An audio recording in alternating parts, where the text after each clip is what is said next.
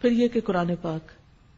پاک میں کم از کم ایک پارہ جو ہے وہ ناظرہ پڑھنے کی ضرور کوشش کریں، یعنی قرات یا تلاوت جو ہے، اور اس کے لیے بہترین وقت جو ہے وہ فجر کا ہے۔ اگر آپ صبح کے وقت اٹھتے ہیں تو سحری کے وقت میں 2 اہم کام کر سکتے ہیں۔ ایک تو استغفار کی کثرت، یعنی اس وقت کی تسبیح آپ استغفار کر لیں۔ آپ اگر اس وقت مزید نفل پڑھنے کا وقت نہیں ہے، سحری لگا رہے ہیں، کام کر رہے ہیں، گھر والوں کو جگا رہے ہیں اور کچھ نہ کچھ کام آپ کی ذمہ ہے، تو چلتے پھرتے استغفار کو لازم کر لیں، کیونکہ تیسرے پارے میں آپ نے پڑھا تھا سحری کے وقت وہ استغفار کرتے ہیں، تو اس وقت آپ کثرت سے استغفار کریں۔ دوسری بات، وہ جو سورۃ آل عمران کا آخری رکوع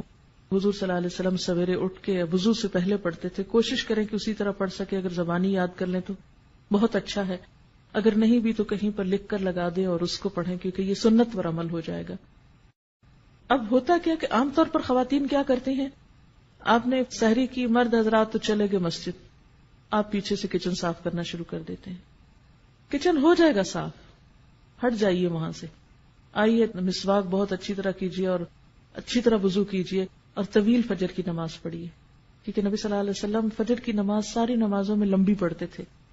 افسوس یہ کہ ہمیں قرآن کا اتنا حصہ یاد نہیں، لیکن جو بھی لمبی سے لمبی صورت یاد ہے اس کو اس میں پڑھنے کی کوشش کریں۔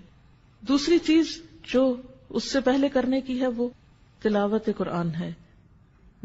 ان قرآن الفجر کان مشہودا، اس کو مس نہ ہونے دیں، جتنی توفیق ہے۔ جو لوگ زیادہ تیز پڑھ سکتے وہ کم از کم پارہ پڑھ سکتے ہیں، زیادہ بھی پڑھ سکتے،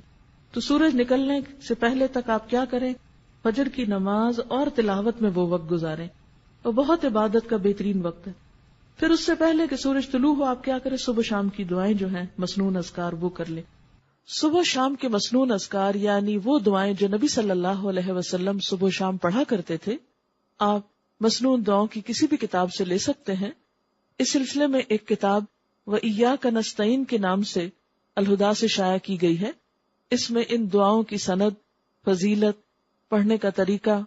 اور اردو اور انگریزی ترجمہ بھی موجود ہے، تو اگر زبانی نہیں آ تو آپ دیکھ کر پڑھ لیں۔ پھر کیا ہے کہ سورج نکل آیا، اگر اس وقت آپ تھوڑا سا اور انتظار کر لیں یہ ذکر اذکار کر کے، تو 2 نفل جو ہیں وہ پڑھ کے پھر آپ اٹھے۔ لیکن اگر بیچ میں آپ کو بچوں کو اسکول بھیجنا ہے یا کوئی اور کام کرنا ہے تو آپ وہ کام کر سکتے ہیں، کر کے آ کے 2 نفل ضرور پڑھ لیں، کیونکہ وہ جو 2 نفل ہیں وہ دن بھر کے لیے کافی ہیں، آپ کو اللہ تعالیٰ بہت سے آپ کے کام اپنے ذمے لے لے گا۔ اس کے بعد پھر تھوڑی سی ہلکی سی دعا کر کے پھر آپ کچن میں چلے جائیں۔ اب آپ دیکھیں گے، اب آپ جو کچن میں جائیں گے برکت بھی ہوگی، راحت ہوگی، دل کی عجیب خوشی ہوگی۔ لیکن جب ہم دنیا کے کاموں کو ترجیح دیتے ہیں اور عبادات کو پس پش ڈالتے ہیں، پہلے وہ پکانے کھانے میں لگے رہے، پھر سنبھالنے میں لگے رہے، پھر جب نماز کو وہ سورج نکلنے والا ہو گیا جلدی جلدی نماز پڑھی، اس نماز میں کوئی لذت نہیں، پھر اتنے میں بچے جاگ گئے، کوئی اور کام ہو گیا، پھر ان میں لگ گئے، پھر قرآن پڑھنا رہ گیا۔ کیونکہ مجھے معلوم ہے کہ اس وقت اپنے آپ کو کاموں میں سے، کیونکہ انسان کہتا ہے یہ تھوڑا سا جلدی سے سمیٹ لو بس پھر میں فارغ ادھر سے ہو جائیں گے، چھوڑیے اس کو، پہلے ادھر سے فارغ ہوئیے، پھر اس کے بعد آپ اپنا آرام سے جو بھی کچن وچن سنبھالنا ہے جو کرنا ہے، پھر اس کے بعد آپ یہاں آنے کی تیاری کر سکتے ہیں۔ اور اگر آپ کے پاس کچھ اور وقت بیچ میں ہے، ہر ایک کی چونکہ مصروفیات فرق ہیں، اس لیے میں تھوڑا سی یہ ٹپس دے رہی ہوں آپ کو، ہو سکتا ہے آپ تو اس سے بہتر پروگرام رکھتے ہوں، لیکن شاید میرے جیسوں کو کچھ ضرورت ہو اپنے آپ کو روٹین میں اس طرح لانے کی، تو آپ کوئی کتاب پڑھ سکتے ہیں یا ذکر اذکار چلتے پھرتے کر سکتے ہیں، گھر کو سمیٹ سنبھال لیجئے، پھر آپ آ جائیے، پھر آپ یہاں قرآن پاک سنتے ہیں،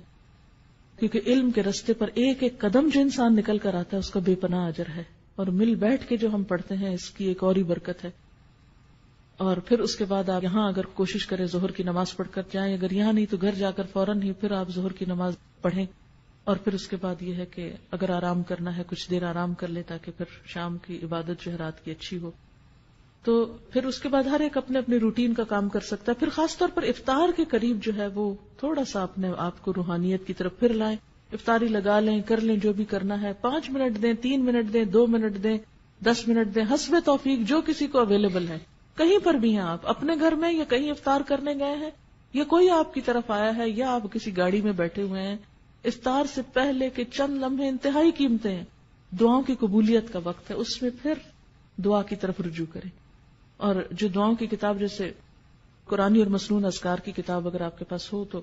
اس میں سے اگر آپ ساری پڑھ لیں تو پڑھ لیں، ساری نہیں پڑھ سکتے تو 5-7 پڑھ لیں، پھر اگلے دن اگلی 5-7، جتنا جس کو توفیق ہے. ہر ایک کے حالات ایک جیسے نہیں. کچھ کے بچے بہت چھوٹے ہوتے ہیں, کچھ لوگ ہر چیز سے فارغ ہوتے ہیں. اب جن کے پاس جتنی فراغت ہے اتنا ان کا حساب ہے, تو وہ اتنا زیادہ آپ توجہ ادھر کر لیں.